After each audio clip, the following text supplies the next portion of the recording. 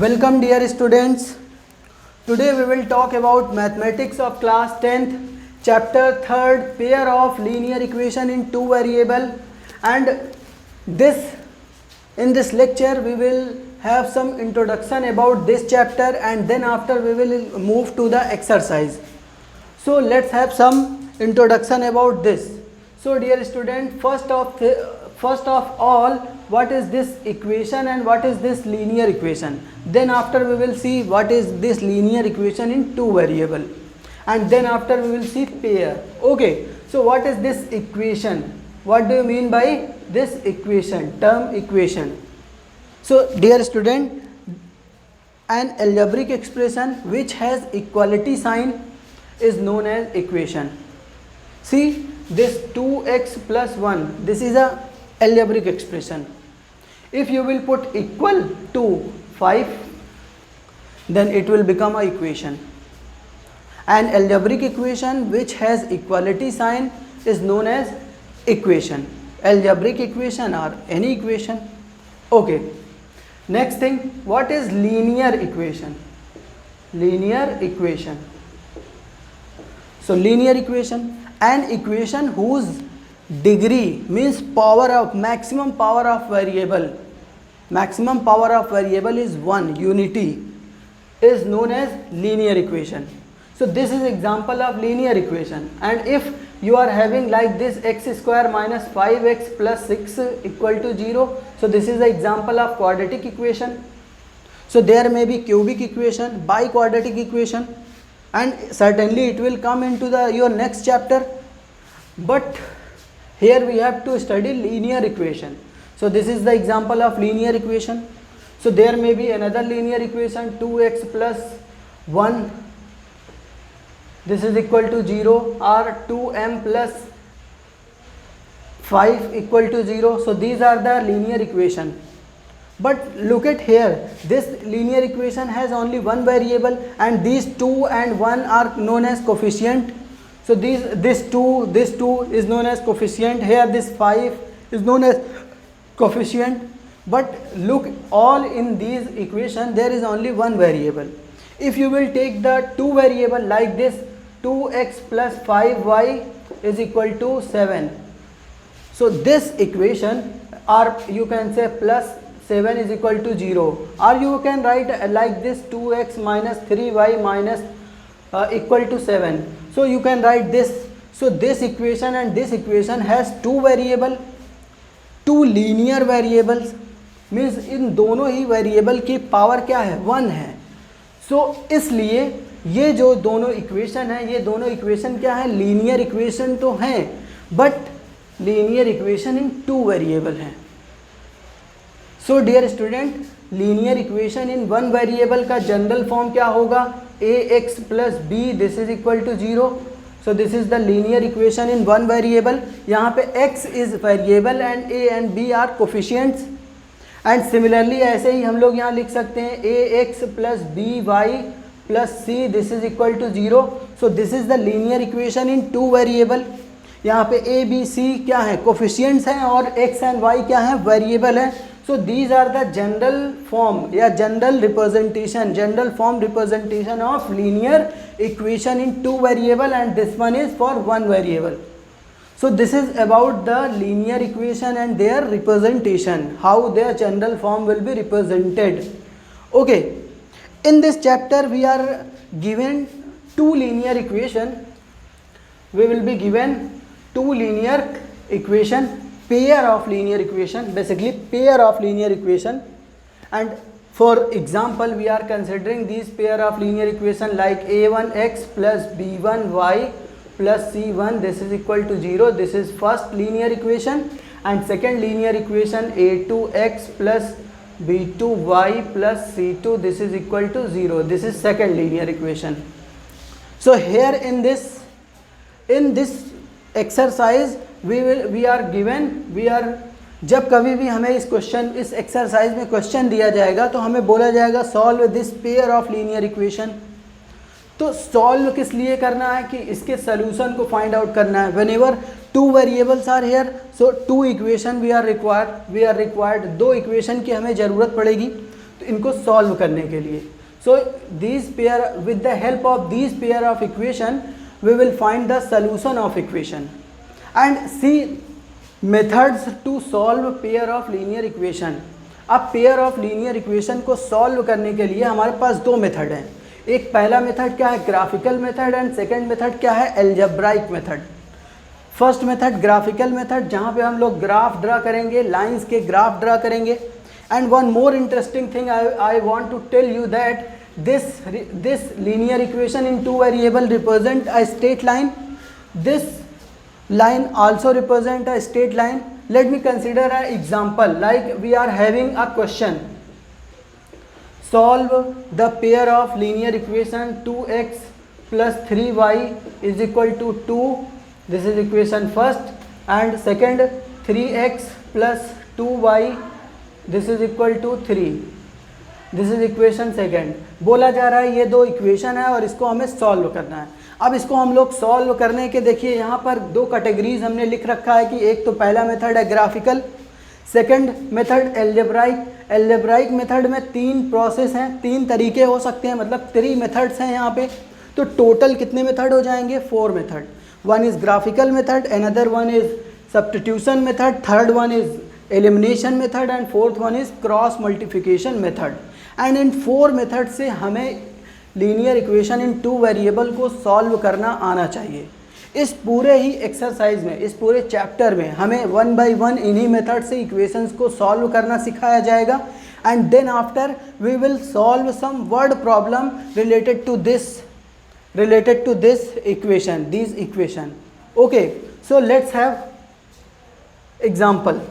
So this represent a straight line, this also will represent a straight line, and ये दोनों straight line जब हम यहाँ पर ड्रा करेंगे ग्राफिकल मेथड में, तो हम यहाँ देखेंगे कि ये दोनों लाइन क्या होंगी। अब यहाँ पे 3 सिचुएशन अराइज होंगी, इन सारी चीज़ों में 3 सिचुएशन अराइज होंगी। ये दोनों ही क्या हैं, ये दोनों ही स्ट्रेट लाइन को रिप्रेजेंट कर रही हैं। तो अब ये दोनों स्ट्रेट लाइन हो सकता है कि ये क्या हो, पैरेलल स्ट्रेट लाइन हो, parallel straight line.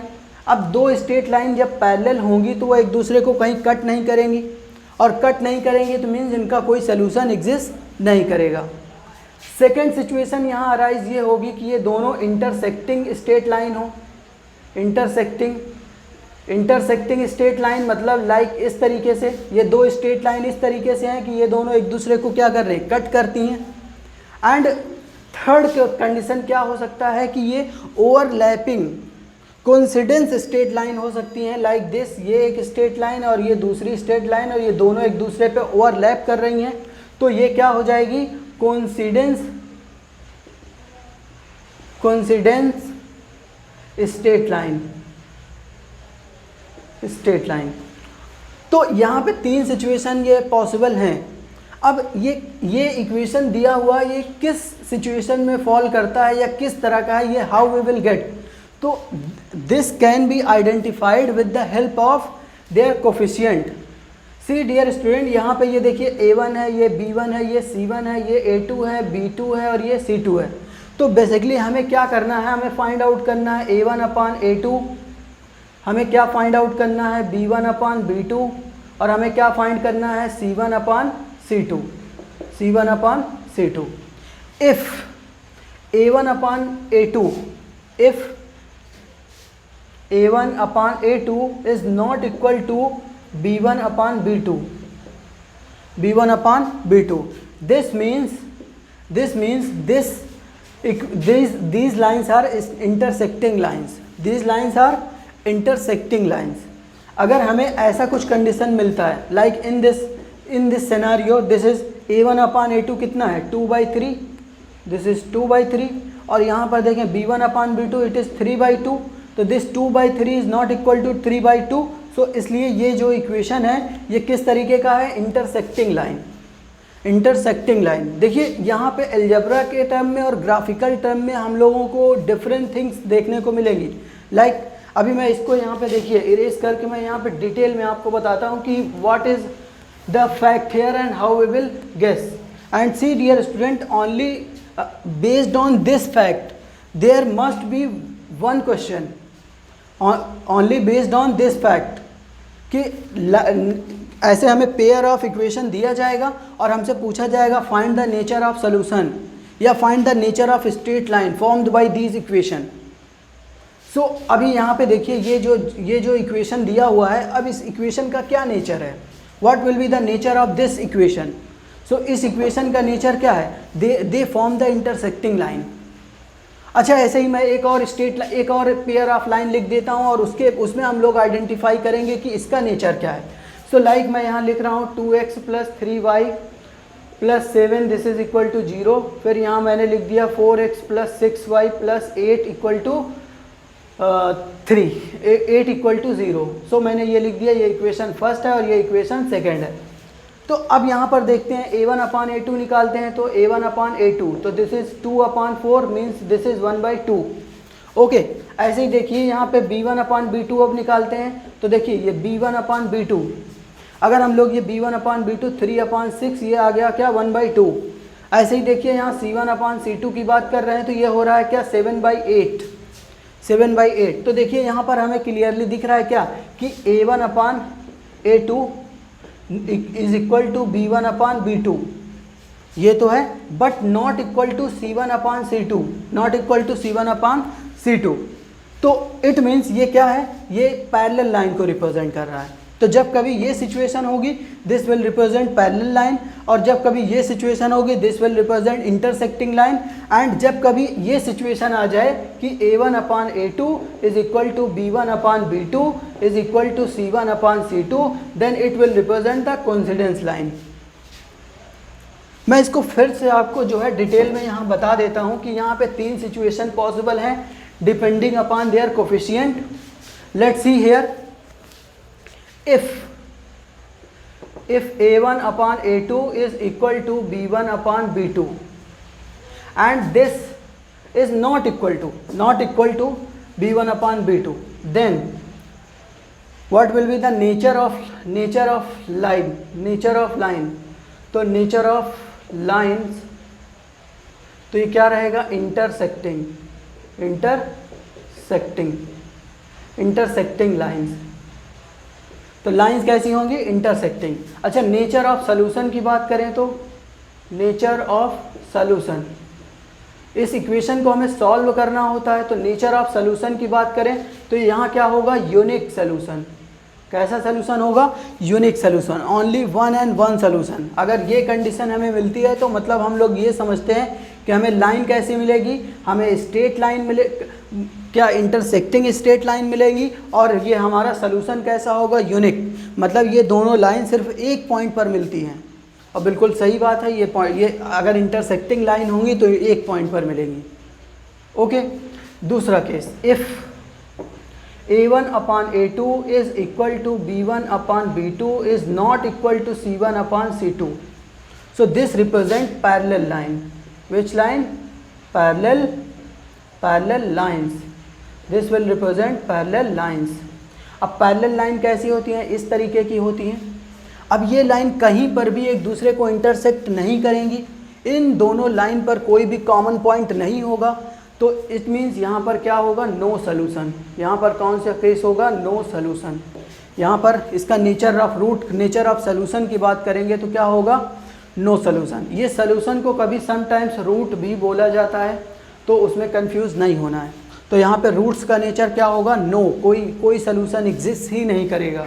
Okay, and third condition, third situation, when a1/a2 is equal to b1/b2 is equal to c1/c2, तो इस केस में क्या होगा, coincidence line, overlapping line, overlapping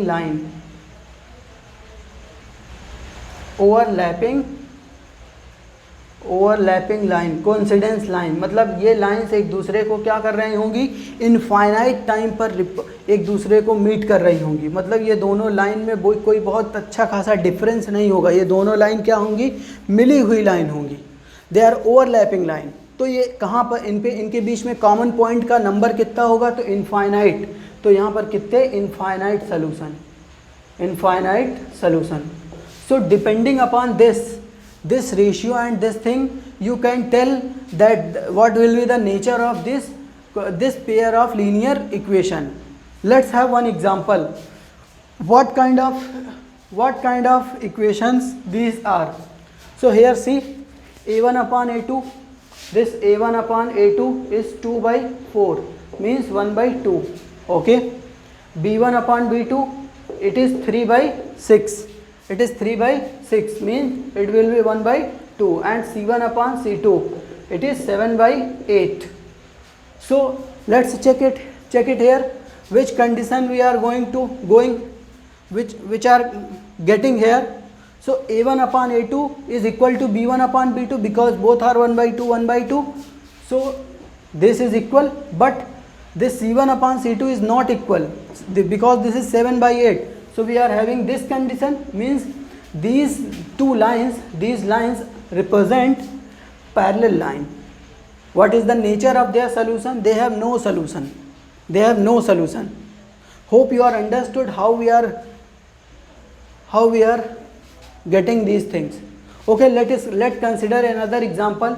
We are having a question, say 2x plus 7y minus 7 is equal to 0. This is first equation, and second equation is 3x plus 5y minus 11. This is equal to 0, second equation. So let's see here, a1 upon a2, which is 2 by 3, and b1 upon b2, which is 7 by 5. a1 upon a2 2 by 3, b1 upon b2 7 by 5. यहाँ clearly दिख रहा है कि ये दोनों आपस में equal नहीं है, तो मीन्स ये condition, and means nature of line क्या होगा, intersecting line, means they have unique solution. तो इन लाइन्स का क्या है, यूनिक सोल्यूशन है. Hope you are very understood how I am telling all these things. Okay, on the next lecture we will start the exercise and we will see how we can solve these questions. Okay, thanks for watching this lecture.